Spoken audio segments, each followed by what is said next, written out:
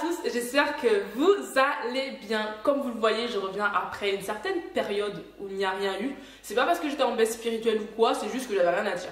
Et moi je me suis toujours dit que si j'ai rien à dire, je me tais en fait. J'ai pas envie de parler pour parler, mettre des vidéos juste pour mettre des vidéos, parler d'un sujet que je ne mets pas en pratique dans ma vie ou parler d'un sujet que je n'ai pas approfondi, enfin ça sert à rien. Donc j'ai préféré faire une pause, c'est même pas une pause, c'est juste que j'avais rien à dire. Et là je reviens parce que c'est les éditions de l'été, les Summer Edition. C'est l'heure, il est temps, on commence maintenant.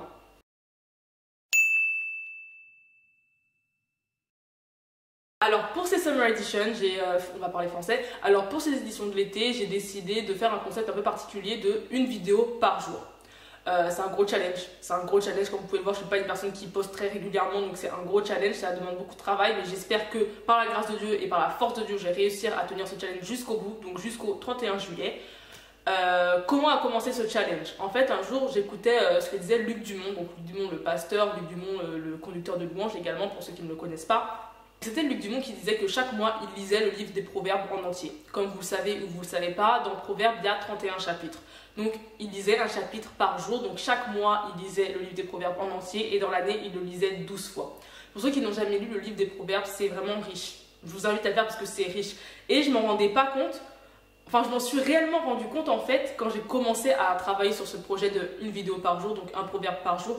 Et c'est quand j'ai vraiment commencé à méditer les proverbes que je me suis rendu compte que le travail il était trop grand. Je ne pourrais pas étudier vraiment tous les proverbes en faisant juste une vidéo par jour, ce serait pas assez. Là, ce que je vais vous montrer, c'est juste une petite partie. J'ai juste pris un ou deux versets qui me parlaient, un ou deux versets que je mettais en pratique dans ma vie, un ou deux versets que je trouvais intéressants, que je voulais un peu plus approfondir.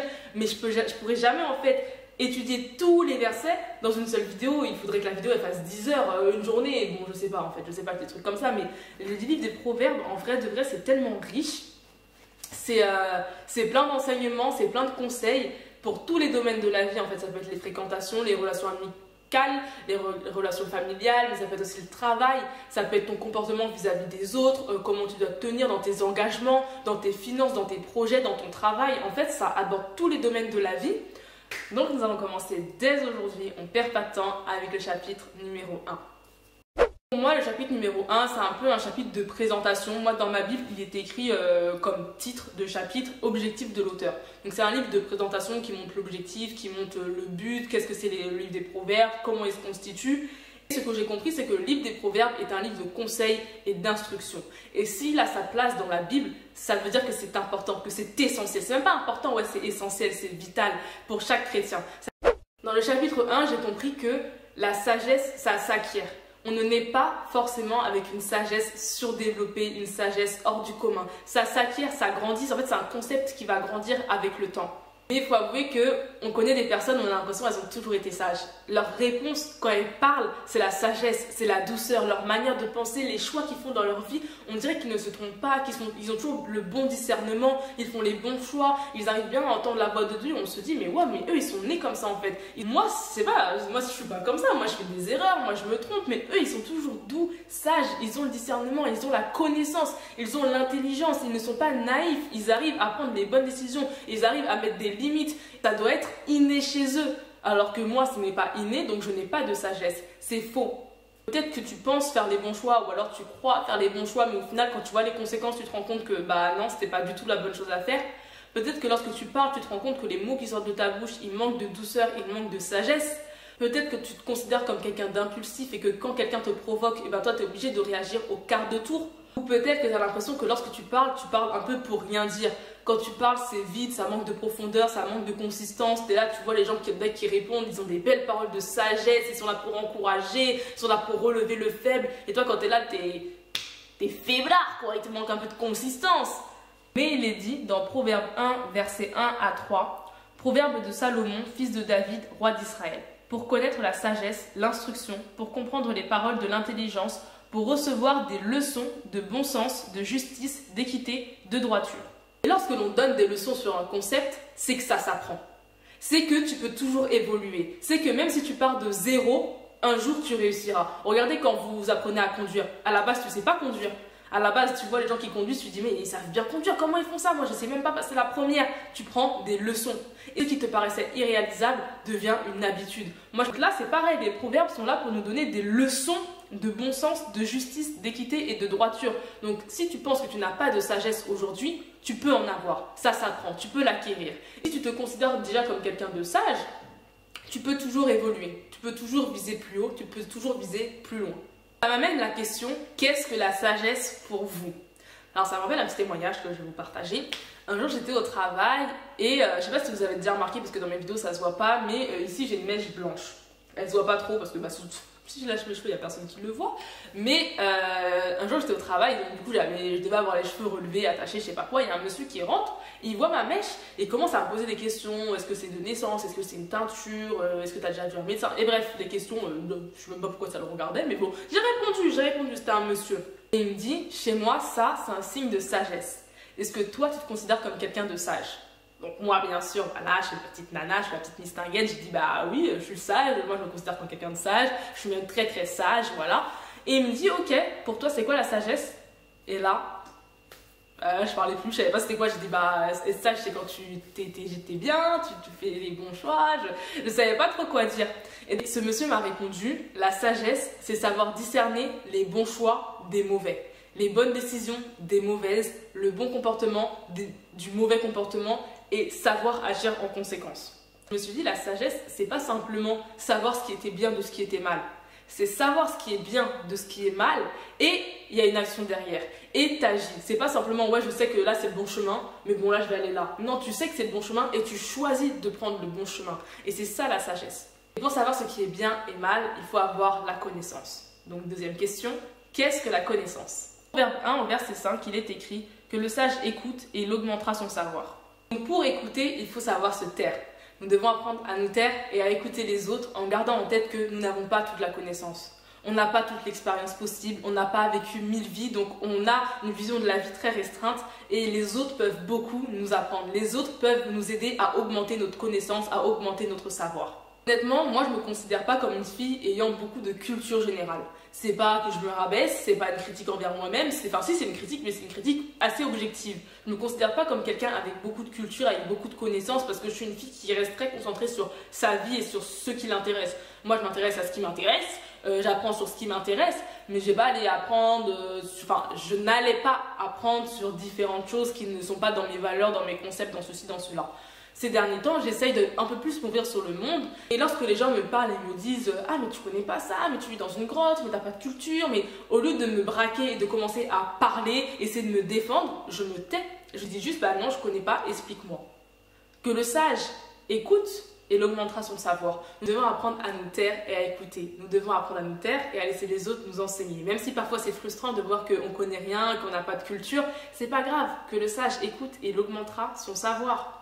Au verset 7, il nous est dit « La connaissance commence par la crainte de l'Éternel. » Qu'est-ce que la crainte de l'Éternel? Pour moi, craindre Dieu, ça n'est égal pas avoir peur de Dieu. Je ne respecte pas les commandements de Dieu parce que j'ai peur de lui, mais parce que je le respecte et que je l'aime. Donc craindre Dieu, c'est en fait avoir un respect tellement profond pour Dieu que tu vas te conformer à sa volonté. Tu vas faire ce qu'il a envie parce que tu le respectes. C'est pas faire ce qu'il a envie parce que tu as peur, c'est faire ce qu'il a envie parce que tu le respectes. Donc plus notre crainte pour l'Éternel va augmenter, plus notre connaissance va augmenter. La fin du chapitre parle de la sagesse. Donc dans ma Bible, le titre c'est La sagesse appelle. Donc ça parle d'une sagesse personnifiée qui est dans les rues et qui crie aux hommes, qui crie, mais personne n'entend, personne ne prête attention à elle. Ça veut dire que vraiment la sagesse elle est là en fait, mais que tout le monde l'ignore. Et cette fin de chapitre m'a montré que le manque de sagesse a des conséquences. Je ne peux pas simplement dire, bon, je manque de sagesse, c'est pas grave, c'est dans ma nature, je ne serai jamais sage, intelligent, je manquerai d'équité, je manquerai de droiture, je manquerai d'expérience, je serai toujours naïf. C'est pas grave, ça ne m'empêche pas d'être un bon chrétien. Bibliquement, c'est pas possible parce qu'on a tout un livre sur la sagesse. En tant que chrétien, tu dois chercher cette sagesse, cette droiture, cette équité, cette expérience et ce manque de naïveté. Tu dois chercher tout ça. Les mauvaises paroles, les mauvaises actions, les mauvais choix, les moqueries, les stupidités, la naïveté et le manque d'expérience provoquent l'égarement. Ça va provoquer un égarement dans tes buts, dans les objectifs que tu t'étais fixés. Ça va provoquer un égarement dans ta destinée, dans ta vie spirituelle.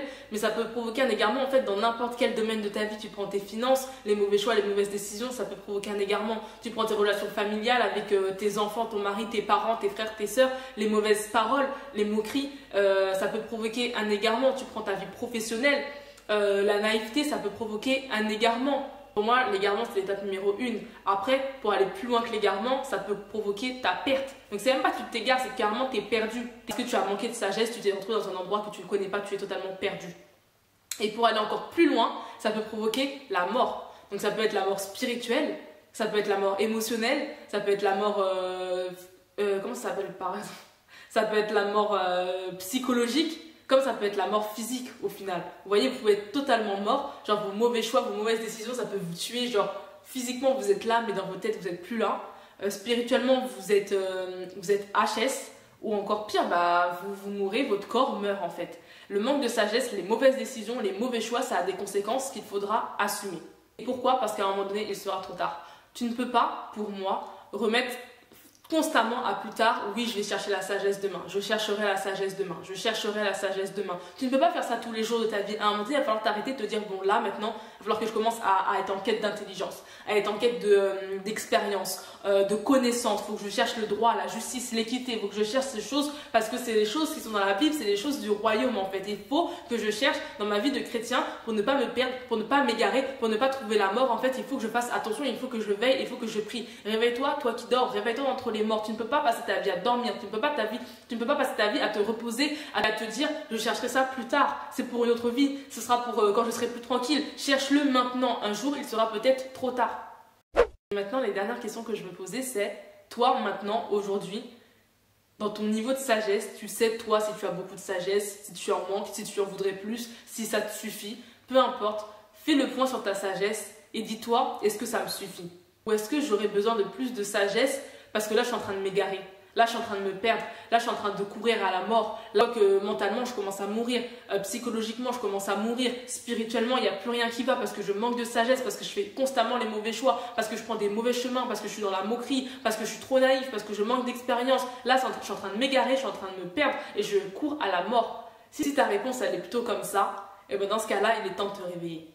Il est temps de changer, il est temps de faire quelque chose, il est temps de te dire hey, c'est bon là ça suffit. Parce que comme je l'ai dit au début, la sagesse, ça s'apprend. Là, ce livre des proverbes, il est là pour nous donner des leçons. Donc tu peux apprendre, tu peux changer, tu peux te réveiller, tu peux commencer à te dire ok, là je vais mettre un pied sur l'étrier et j'y vais. J'y vais. Ça va peut-être compliqué parce que ce livre, il y a plein de proverbes, il y a plein de concepts, c'est un peu compliqué, mais je vais y aller. Je vais rentrer dans la fourmilière à un moment donné. Faut commencer par quelque chose, faut commencer par un commencement, même si je tombe. Dieu va me relever en fait. Et je vais commencer à chercher ardemment cette sagesse parce que je sais que c'est ce dont j'ai besoin.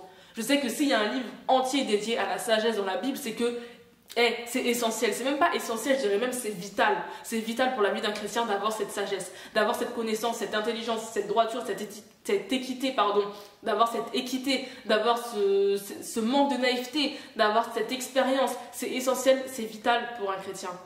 Donc si tu te rends compte que tu es en train de t'égarer, tu es en train de te perdre et tu cours à ta mort, réveille-toi.